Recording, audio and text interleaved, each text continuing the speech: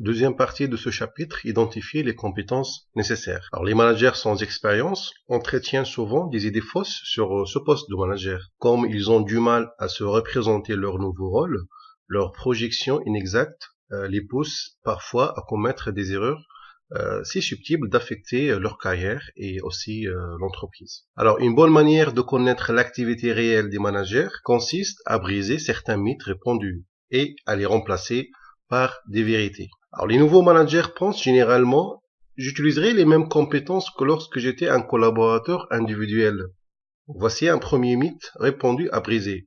En vérité, les compétences requises pour réussir dans le rôle de manager sont très différentes de celles dont un collaborateur individuel doit disposer. Par exemple, vous devez disposer d'excellentes compétences relationnelles. Votre travail consistant à aider les autres à réussir, les compétences relationnelles sont essentielles. Votre réussite individuelle n'est plus l'objectif de votre travail.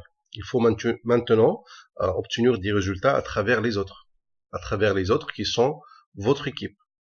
Et pour ce faire, vous devez disposer d'excellentes compétences relationnelles, comme la communication, la négociation, la motivation et le coaching des individus aussi. Votre réussite dépendra de la réalisation des objectifs par votre groupe, de l'aide que vous aurez apportée à vos collaborateurs pour améliorer leurs compétences et gérer les tâches, et aussi de la contribution des objectifs de votre groupe aux stratégies et objectifs de l'entreprise. Les compétences d'organisation, comme planifier le travail, attribuer les individus appropriés aux tâches et obtenir des ressources sont aussi importantes. Et l'on va de même avec les compétences en direction, comme déterminer la vision, les buts et les objectifs de votre équipe et le créer un environnement favorable pour travailler.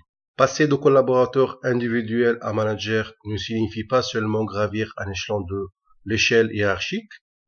Il s'agit en effet d'emprunter un nouveau chemin, nécessitant des compétences, perspectives et responsabilités nouvelles.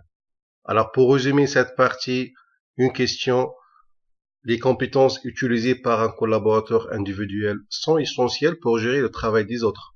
Cette déclaration sur le rôle de manager tient-elle du mythe ou de la vérité? Eh bien, c'est un mythe. En vérité, le travail de manager, comme on a dit précédemment, requiert des compétences très différentes par rapport à un travail individuel. Vous devez obtenir des résultats à travers les autres, ce qui rend les compétences relationnelles très essentielles. Vous avez aussi besoin de bonnes compétences d'organisation et de direction, comme on a dit précédemment.